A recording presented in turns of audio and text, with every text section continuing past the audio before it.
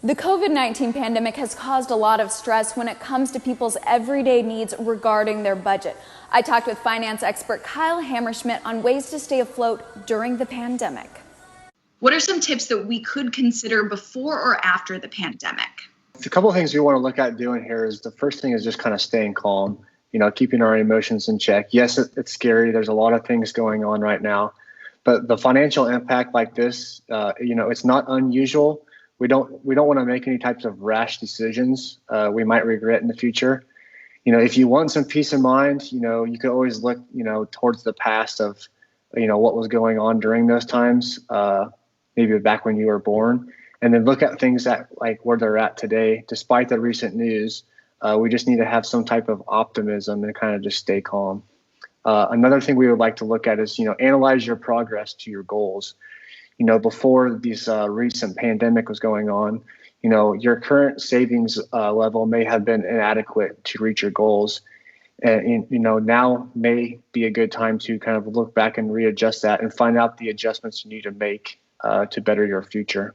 Okay, and it kind of sounds like you're talking a lot about the long game, right? So this is probably for everybody who does look to the future. What kind of precautions should we be taking, if we've lost our job, maybe if we find ourselves underemployed, or if we just feel like the landscape could lend itself to us losing our job in the future?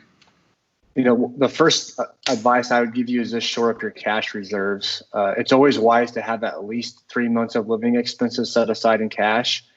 And like times like right now is, now you know why. But again, everybody's different. Each individual or household is different, how much they feel comfortable having set aside. But you need to find that magic number for you as a shore up for cash reserves if something were to come up in the past or in the future. And then we want to find waste in your spending. If you end up earning less over the next few months, you need to find places to save money. Chances are you have a number of habits that you can make changes on, such as far as dining out. Obviously, we're not doing that as much, but now we have all these apps where we can order food and have it delivered to our house. There is a cost of doing that. Maybe your coffee runs, your premium schools, your channels, your clothes. There's always a way we can find areas where we're kind of wasting that extra spending and make some cutbacks.